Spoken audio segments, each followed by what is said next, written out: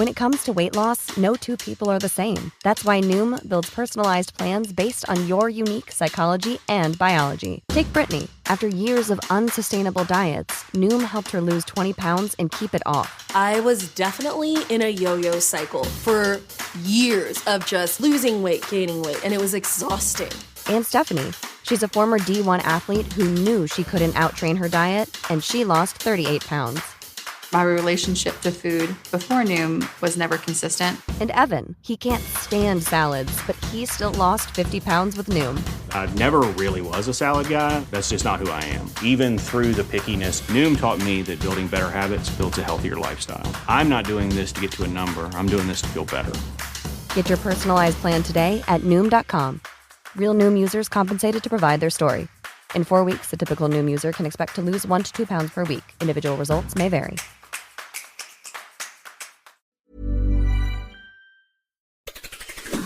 It's Saturday, the 16th of November. I'm Ciara Evans, and this was a week that saw PM Keir Starmer visit France and Azerbaijan, Donald Trump picking a MAGA cabinet, the Archbishop of Canterbury resign, and tributes to star of stage and screen Timothy West. Grab a cup of something hot, put up your feet, and get up to speed on the 7 biggest stories of the week. This is the Standout 7 from the Smart 7. It's news, but not the news. This week saw the rest of the world struggle to cope with the idea of a second Trump presidency, particularly as it looks like he'll have both the Senate and the House under Republican control, which will give him free rein to implement his favourite MAGA policies. Previously outspoken members of the Labour Party are nervous, while Reform leader Nigel Farage joined Trump's watch party in Mar-a-Lago on election night. Newly appointed Shadow Foreign Secretary Priti Patel defended Nigel's relationship with Trump. He has that relationship and friendship, and that is important. That is really important. Nigel, by the way, is an elected politician in Westminster and should be respected for that as well. Where we have good links with America, we should be building upon those. With Trump in the White House, there may be seismic shifts for NATO, Ukraine and Israel, and it's expected that the UK and European allies may need to upweight their defence budgets. Chief Secretary of the Treasury Darren Jones says the UK remains committed to raising the spend. Today, we're spending 2.3%. The question is how you spend that. But defending the country is a non-negotiable. That is not a trade-off. The trade-off is then with other areas of public spending. This week also saw Armistice Day in Europe and Veterans Day in the US to mark the anniversary of the end of the First World War. The occasion saw US President Biden head to Arlington Cemetery, and he was accompanied by Vice President Harris for her first public appearance since she lost the election. This is the last time I will stand here at Arlington as Commander-in-Chief. It's been the greatest honor of my life to care for you, to defend you, just as you defended us. Generation after generation after generation. Prime Minister Keir Starmer headed to France, where he marked the day with French President Macron in a show of unity as the political climate becomes increasingly uncertain since the election of Donald Trump. As two of the biggest European powers in NATO, they also discussed Ukraine, the Middle East and the plan to tackle cross-channel smuggling gangs. Defence Minister John Healey said it's a significant moment. This is a mark of the close relationship between the two leaders, but also the historic bonds between our two countries and between our two militaries. So Keir Starmer being the first leader since Churchill to join the French commemorations in Paris of Armistice Day is very fitting. Apart from the focus on Trump this week, saw the details of the government's assisted dying bill revealed. The bill proposes that terminally ill patients in England and Wales who have less than 6 months to live have the option of seeking help to end their life. However, 2 independent doctors and a High Court judge must verify the details and ensure that the patient is making the decision voluntarily. It's been put forward as private members' bill, and it's expected there will be a free vote. The bill was introduced by Kim Leadbeater, and she said Parliament has a duty to deal fairly with the issue. Given the fact that we haven't debated this issue for 9 years, I feel very confident that once this bill is passed, this will where we stay. If we set it out clearly, this is where the law will be. The courts have sent this issue back to Parliament and said you must decide, and that's why we've got a duty to do so. Labour MP Peter Prinsley is also a doctor, and he said that the bill will really only make a difference to a very small number of people. This is not going to be something very, very widely applied. I think what we'll find is that there are people and people's families who are reassured by the fact that they will have this choice. Health Secretary Wes Streeting warned on Wednesday that the proposed assisted dying bill may have previously unforeseen consequences for the NHS. He expressed concern that palliative care services may need to be expanded and that there might well be effects on other areas of the NHS budget. Streeting is planning to vote against the bill, and Downing Street had no comment to make on the Health Secretary's warning, apart from pointing out that MPs will have a free vote on the legislation. Streeting spoke to the NHS Providers Conference in Manchester on Wednesday to emphasise just how critical a role healthcare plays in society. Unless our public services are modernised to meet the needs of our people, they'll become increasingly redundant and irrelevant to people's lives. The failure to reform the state to meet the needs of the people is one of the fertilisers of populism we see across liberal democracies. Wednesday also saw PMQs with Keir Starmer facing new Tory leader Kemi Badenoch for the second time, and she was still pursuing the PM over the Labour budget. She's unimpressed by Chancellor Rachel Reeves' efforts and in particular the rise in national insurance for employers. It is clear that they had not thought through the impact of the budget, and this is the problem with having a copy and paste Chancellor. Did they not realise that care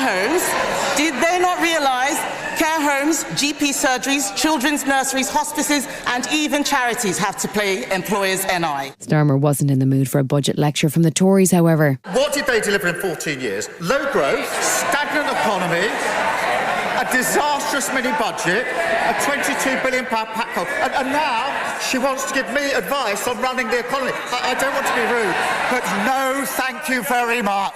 When the Labour government cancelled the long-awaited Rwanda scheme, Prime Minister Keir Starmer promised that instead of flying migrants to Africa, his government would focus on smashing the gangs that transport asylum seekers across the Channel. He created a new border security command and increased diplomatic efforts with European allies to help crack down on both sides of the Channel.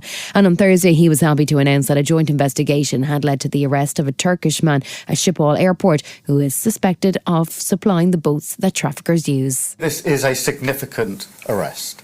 Obviously, I'm very pleased that the National Crime Agency has been centrally involved in this. We've been bearing down on law enforcement here, and this shows that that approach is bearing fruit. Craig Turner is the Deputy Director of Investigations at the National Crime Agency, and he says that the arrest could be a significant blow to the trafficking gangs. He has been one of the top targets for the National Crime Agency over several years. This individual has been suspected of being one of the most prolific suppliers of engines, boats and other maritime equipment to cross-channel smugglers.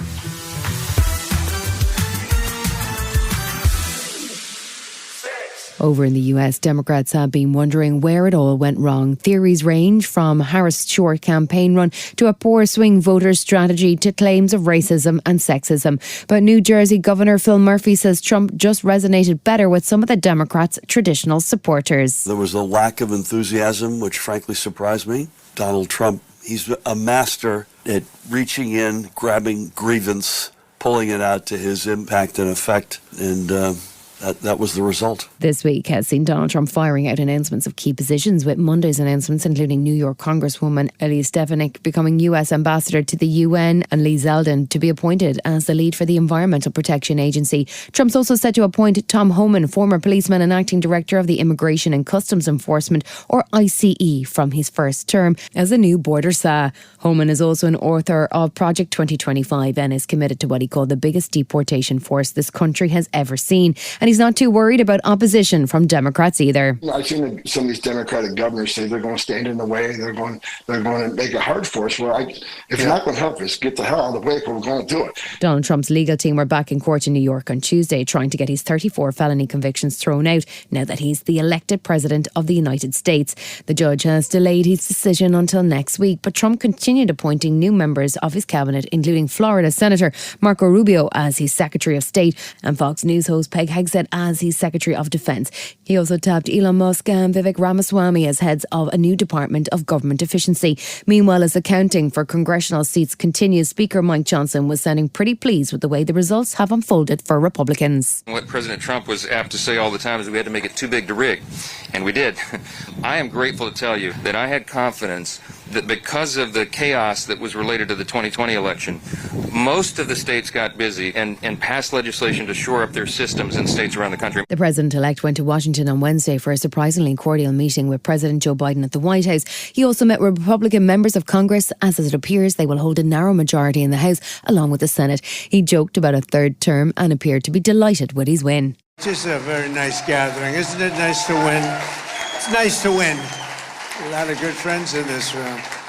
So, you know we had like historic kind of numbers, especially for the president, but we won't get into that. He's continued to appoint almost anyone who appeared on stage with him during his campaign to senior cabinet positions, including former Democrat Tulsi Gabbard as Director of National Intelligence and problematic Florida Congressman Matt Gaetz as Attorney General. Both of those may struggle to get through Senate hearings even with a Republican majority, and by picking 3 members of Congress for his team, he has already made it harder for Speaker Mike Johnson to control the House. Meanwhile, more detail emerged on Trump's pick for Secretary of Defense. Fox News weekend presenter and military veteran Pete Hegseth. He's a colourful character who has been pinged for white supremacist-friendly tattoos and his very strong views on women in the military. I'm straight up just saying we should not have women in combat roles. It hasn't made us more effective. Our institutions don't have to incentivize that in places where, over human history, men in those positions are more capable. Thursday evening saw the announcement of RFK Jr. as Health Secretary, which means a man who is a vaccine skeptic and conspiracy theorist will now be in charge of the health of the American nation. And even some of Donald's more rational picks are already making alarming statements, including new ambassador to Israel, former Governor Mike Huckabee. Is a special place because God made it special. You know, I'm a simple guy. I believe the scripture. Genesis 12, those who bless Israel will be blessed. Those who curse Israel will be cursed. I want to be on the blessing side, not the curse side. In another plot twist, conspiracy theorist Alex Jones lost control of his InfoWars channel on Thursday as it was sold off as part of a bankruptcy caused by his consistent lies about the Sandy Hook school shooting. InfoWars has apparently been bought by satirical site The Onion, who intend to use it to parody the likes of Jones. As the rest of the world tries not to panic, US Chancellor Rachel Reeves says she's confident the UK can deal with the Donald Trump madness. We have worked with a Trump administration in the US before, and trade flows between the UK and the US grew during that period. I'm confident that we can work in partnership with the new Trump government to ensure that those trade flows continue.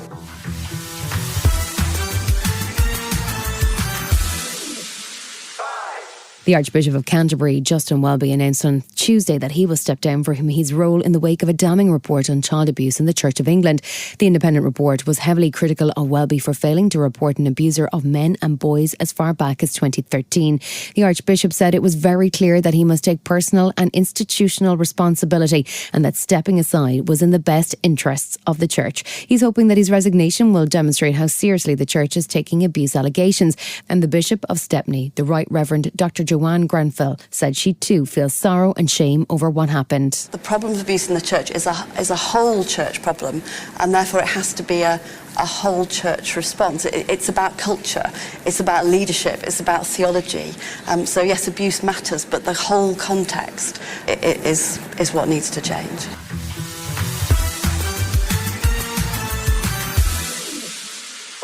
Donald Trump's imminent US presidency has caused alarm across the world, but for those in conflict, it's a particularly difficult time. This week saw Donald Trump make phone calls to key players in the Ukraine conflict, although there were immediate controversy over the calls. Trump called Ukrainian President Zelensky and was apparently joined on the call by the man who seems to have moved into Mar-a-Lago, Elon Musk. Musk has been bragging that he won the election for Trump, and he's now inserted himself into calls with Ukraine and it's reported Iran. US broadcaster Christiane Amanpour says it's a cause for concern. Elon Musk has a platform called X. He's a brilliant space entrepreneur, but he's not a politician. And he has taken X and he has used it as a weapon to bash actual truth. In the meantime, Russia and Ukraine continue to exchange drone strikes, and Russia continues again to ground in its offensive in the Donbass. With Trump's appointment putting Ukraine's funding into question, Admiral Tony Radakin says pressure on Russian forces is forcing them to act more strategically. October was the worst casualty figures for Russia so far. On average, over 1,500 people either killed or wounded every single day, and that is for tiny increments of land. As Trump plots and plans for his presidency, it was reported that he'd called Vladimir Putin and warned the Russian president not to escalate things in Ukraine. Trump famously promised during his campaign that he'd solve Russia's war on Ukraine within 24 hours, but it's still not clear how he's intending to do that. Last week saw Putin complimenting Trump on his win, but things went off the rails a little on Monday as Russia pushed back on the story about a Putin-Trump call. Vladimir's spokesman Dmitry Peskov was pretty definitive in his denial of the story. This is the most obvious example of the quality of information that is now being published. It is completely untrue. It is pure fiction. That is, it is simply false information. On Wednesday, current US Secretary of State Anthony Blinken was in Brussels, and he brought a message from the Biden administration, which was a commitment to do as much as possible to assist Ukraine before Trump takes office on January 20th. The purpose of this visit is to focus our efforts on ensuring that Ukraine has the money, the munitions, and the mobilized forces to fight effectively in 2025, or to be able to negotiate a peace from a position of strength. President Biden is committed to making sure that every dollar we have at our disposal will be pushed out the door between now and January 20th. Still to come on the Standout 7, Keir Starmer heads to Azerbaijan for COP22, and we pay tribute to a star of stage and screen. Right after this. When it comes to weight loss, no two people are the same. That's why Noom builds personalized plans based on your unique psychology and biology. Take Brittany. After years of unsustainable diets, Noom helped her lose 20 pounds and keep it off. I was definitely in a yo-yo cycle for years of just losing weight, gaining weight, and it was exhausting. And Stephanie. She's a former D1 athlete who knew she couldn't outtrain her diet, and she lost 38 pounds. My relationship to food before Noom was never consistent. And Evan, he can't stand salads, but he still lost 50 pounds with Noom. I never really was a salad guy. That's just not who I am. Even through the pickiness, Noom taught me that building better habits builds a healthier lifestyle. I'm not doing this to get to a number. I'm doing this to feel better. Get your personalized plan today at Noom.com. Real Noom users compensated to provide their story. In 4 weeks, the typical Noom user can expect to lose 1 to 2 pounds per week. Individual results may vary.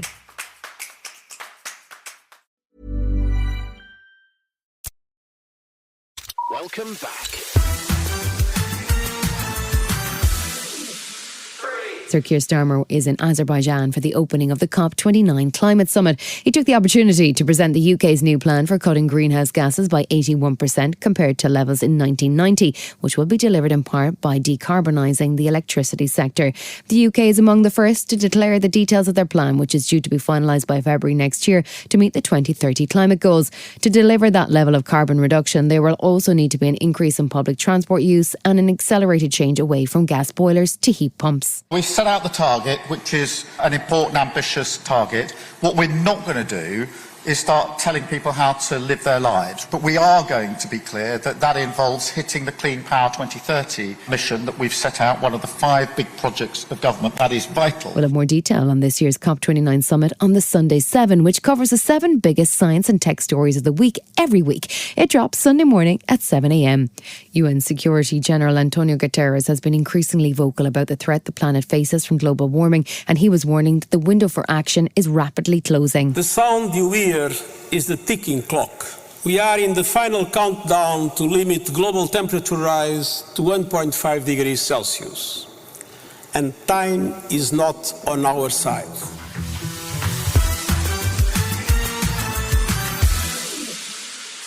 Gary Lineker picked the perfect week to announce that he'd been stepping down from Match of the Day. With the Premier League on an international break, his decision to quit the Saturday night show generated acres of headlines, and he issued a 21-word statement on Tuesday to confirm the news.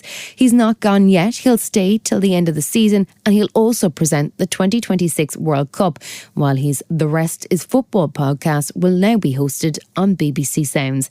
The search for his replacement is underway, with Gabby Logan, Mark Chapman and Alex Scott all in the running. Fellow podcaster and football fan Alistair Campbell said that Lineker's absence on Match of the Day will be felt. Whether he feels that this will allow him to maybe engage more in those broader debates and focus on the stuff that he's doing with his Goldhanger company, I don't know. But I think it'll be a very, very, very hard act to follow.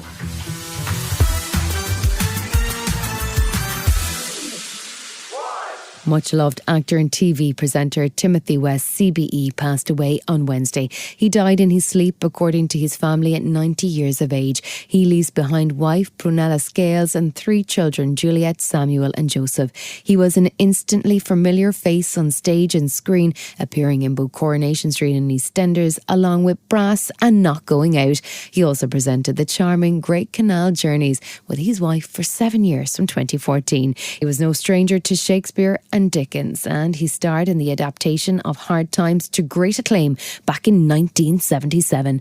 Rest in peace, Timothy. My 10th birthday I spent in a ditch, and that was proper enough since I was born in one. I hope 'twas a dry one for your poor mother's sake. A foot of water in it. Enough to give a baby a cold. Cold? I was born with inflammation of the lungs. You've been listening to The Smart 7. We'll be back tomorrow at 7 a.m. Hit that follow button and have a great day. Give us 7 minutes, we'll give you the world.